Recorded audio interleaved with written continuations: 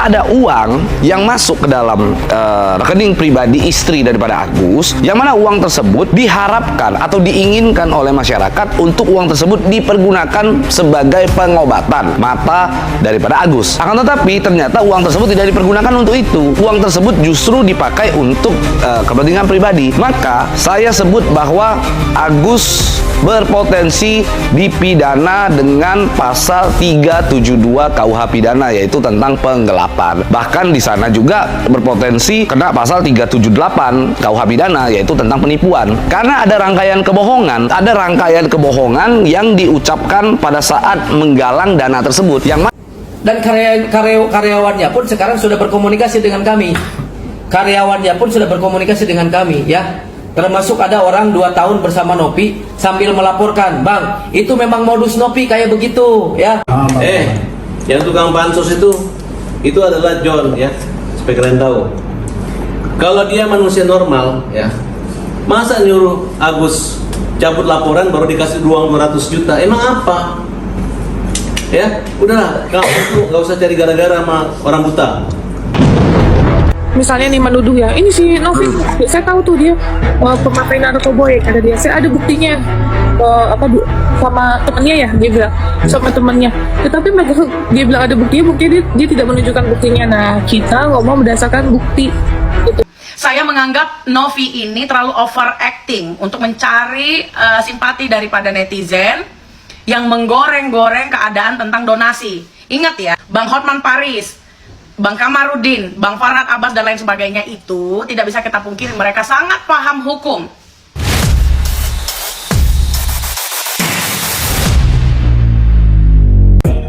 Hai semuanya, jumpa lagi bersama saya di sini. Kembali kita akan berkonten reaction lagi.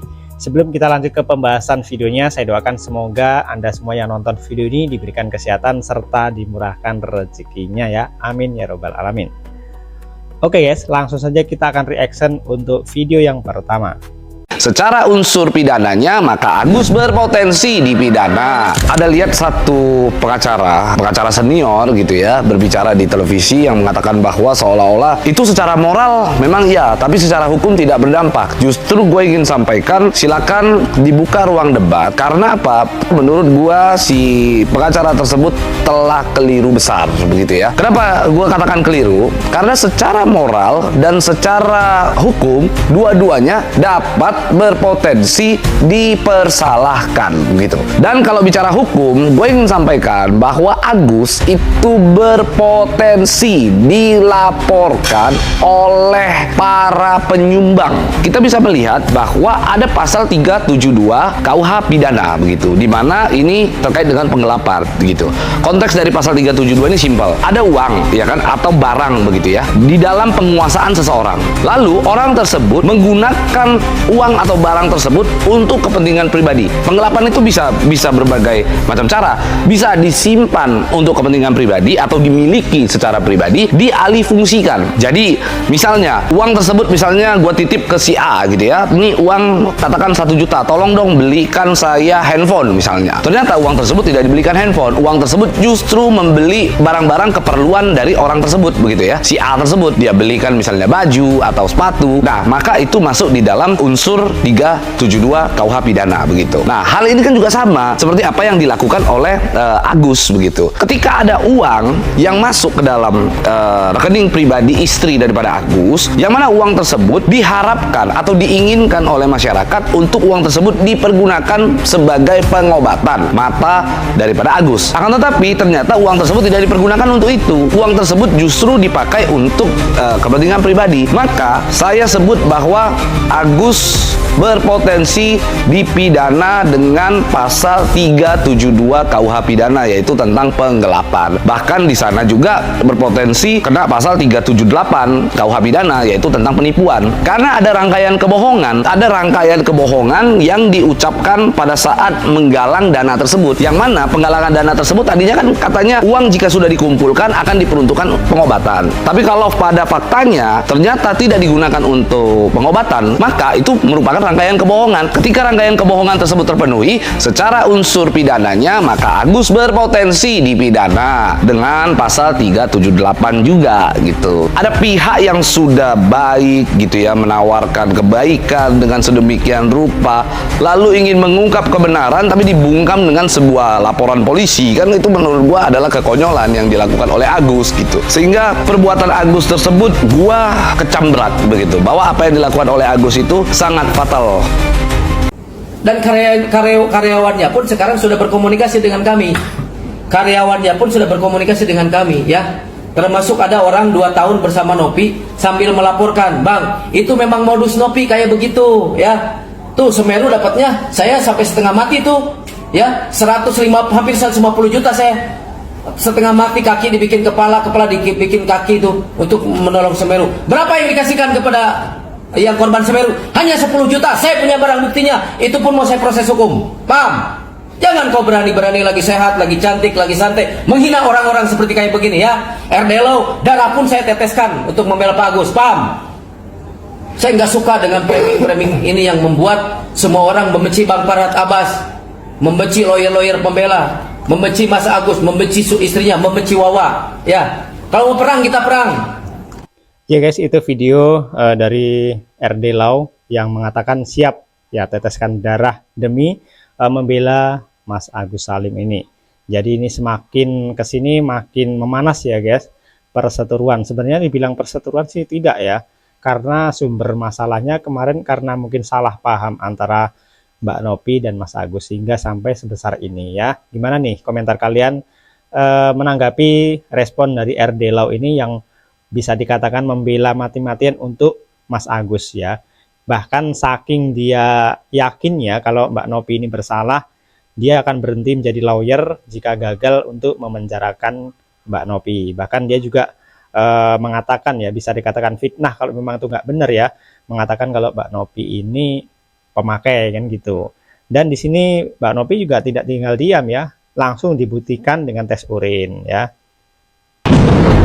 Misalnya nih menuduh ya, ini si Novi, saya tahu tuh dia pemakai narkoba ya, kata dia. Saya ada buktinya sama temennya ya, dia bilang sama temennya. Tetapi mereka dia bilang ada buktinya dia tidak menunjukkan buktinya. Nah kita ngomong berdasarkan bukti gitu, jadi bukan cuma dugaan-dugaan aja atau asumsi-asumsi gitu. Sekarang simak video ini baik-baik ya. Kalau Nopi bisa menunjukkan 8.000 orang surat kuasa untuk menarik uang dari Agus, uang bukan akan kami kembalikan, uang udah di Nopi. Ada Farhad, gara-gara lu nih, gara-gara lu orang jadi bikin petisi untuk pengembalian donasi. Astaga Farhad. Dan sekarang lihat, udah 100.000 lebih orang menandatangani petisinya. Makanya kalau ngomong itu hati-hati. Lagian ngasih target cuma 8.000, 8 juta kek. Terus kalau kejadiannya udah kayak gini, mau kayak gimana? 100.000 lebih orang udah menandatangani petisinya. Ya udah balikin dong donasinya. Mana 98 jutanya udah kepake lagi, 35 juta buat bayar rumah. Terus 25 juta buat transfer ke orang, 10 juta juga buat transfer ke orang, sama sisanya ya udah belanja di toko oranye sama di toko hijau. Tapi tenang aja Mas Agus, 98 jutanya mah udah ditalangin sama Densu. Sebenarnya gue tuh kasihan Cok sama si Agus ini. Udah lagi hina, dibully, fisiknya dijadiin parodi. Ini pesan gue buat kalian semua, jangan pernah menghina fisiknya. Kalau kalian mau menghina, ngata-ngatain, ya udah kelakuannya aja, sifatnya aja. Karena mau bagaimanapun dia adalah korban, dan jangan pernah membenarkan apa yang dilakukan Aji kepada Agus, karena itu adalah tindakan kriminal. Jadi gimana Mas Agus? Kalau kata gua mah ya udah mending minta maaf aja, terus gunain uangnya buat berobat, udah kasus selesai. Saya menganggap Novi ini terlalu overacting untuk mencari simpati daripada netizen yang menggoreng-goreng keadaan tentang donasi. Ingat ya, Bang Hotman Paris, Bang Kamarudin, Bang Farhad Abbas dan lain sebagainya itu tidak bisa kita pungkiri mereka sangat paham hukum. Ya, dari aspek hukum, Novi bertindak melampaui karena donasi itu adalah hak daripada Agus. Dan kalian tidak boleh bercanda-bercanda tentang orang yang telah menjadi korban dari tindak kriminalitas. Bagaimana mungkin kita orang yang tidak cacat menghina orang yang cacat? Terlepas dari apapun masa lalunya Agus, Novi pun punya masa lalu sebagai mantan pramugari dari salah satu brand maskapai. Ada juga kita tahu, dengar bagaimana Novi dulunya. Nah, kemudian kita tidak membahas masa lalu di sini. Ya, kita berbicara tentang kemanusiaan. Nih dengerin kata Bang Kamarudin, Novi ini harus diaudit juga. Nah, itu adalah beralasan apabila kantornya si Novi itu diaudit supaya jelas kemana uangnya selama ini. Terlihat dari gaya hidup aslinya dia adalah sosialita. Nggak boleh kalian itu karena suka lalu salah pun dibela ya. Bagaimana mungkin kemanusiaan dihilangkan di sini? Agus itu adalah orang yang tidak bisa bekerja lagi. Jadi kalau dia dapat donasi, dia mau kasih orang tuanya, dia mau belikan rumah, memangnya kenapa? Selama proses penyembuhan dia itu berjalan, mau dengan BPJS atau tanpa BPJS. Gua curiga kalau Novi ini iri, karena donasi tersebut ternyata banyak sekali. Silakan komentar yang cerdas ya. Nanti gue jelaskan lagi kenapa gue harus membela Agus, bukan karena Agusnya, tetapi karena kemanusiaannya. Ya itu guys, ya gimana nih komentar kalian ya guys? Apakah kalian setuju ya dengan apa yang disampaikannya di sini?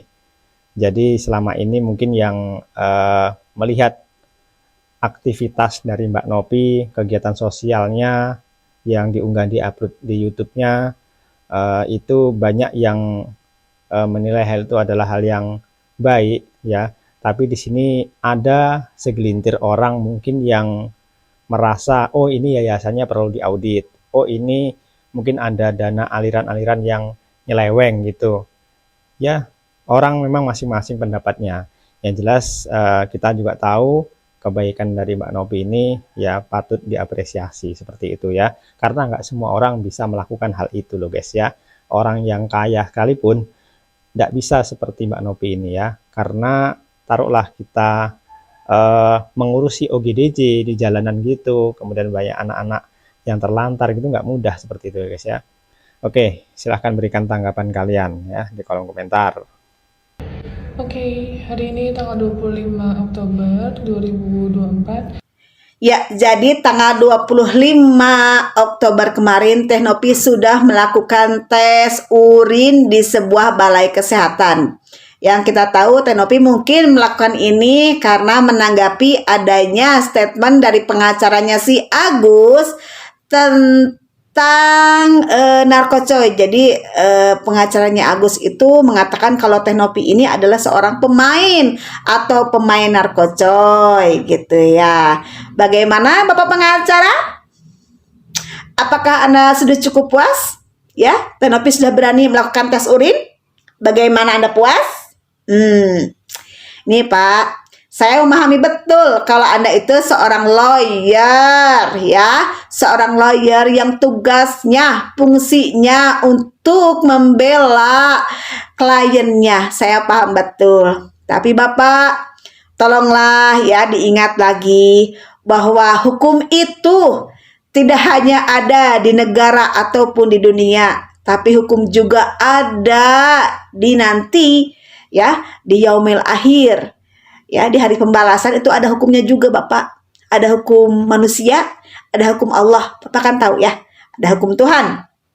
Nah, segala sesuatu yang kita lakukan, baik itu lisan ataupun tindakan, itu akan ada pertanggungjawabannya.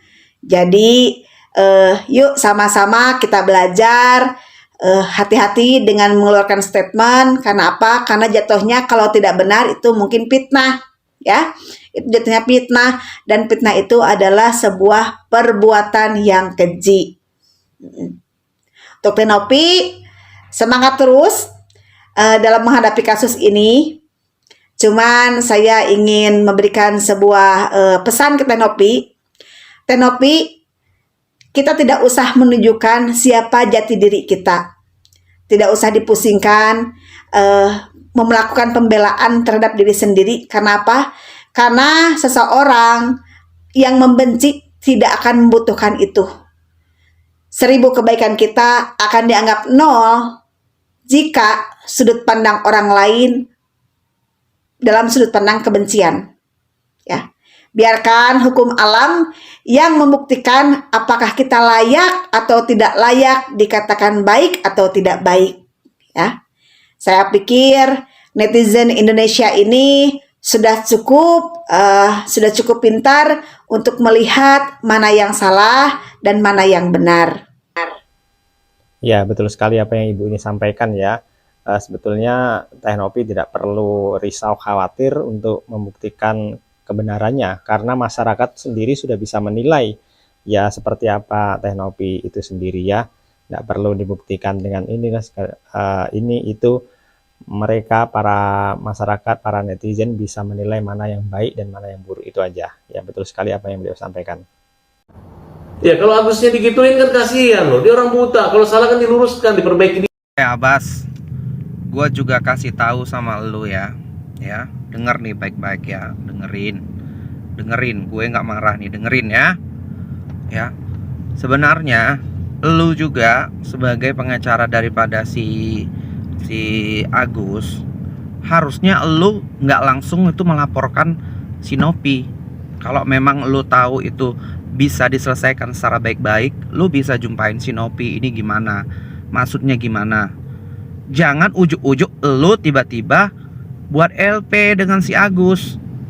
Kalau memang lu bisa memediasi mereka baik-baik, itu jauh lebih baik daripada lu ngelaporin dan membuat situasi menjadi panas. Paham nggak sih lo? Situasinya menjadi masalahnya menjadi kisruh, masalahnya menjadi ribet. Mereka udah selesai kok di podcastnya si Denny Sumargo. Mereka sudah berdamai dan mereka sudah sepakat bahwasannya uang itu diserahkan dulu ke yayasan dan kemudian dilakukan pengobatan terhadap si Agus. Dan uangnya itu dari yayasan terus dikasih, itu jelas kok gitu loh. Jadi lo juga jangan ujuk-ujuk menyalahin Teh Novi. Oh ini harusnya bisa diklarifikasi. Nah lo sendiri ketika lo mendengar dari si Agus, lo langsung konvensi pers, lo sibuk-sibuk ngasih tahu sana sini buat LP sana sini. Lo yang bikin kisruh sebenarnya ya. Sebenarnya mereka udah selesai, tapi lo yang membuat situasi menjadi panas ya. Oke. Harap ya kamu juga punya kebijaksanaan untuk memediasi mereka dengan baik ya.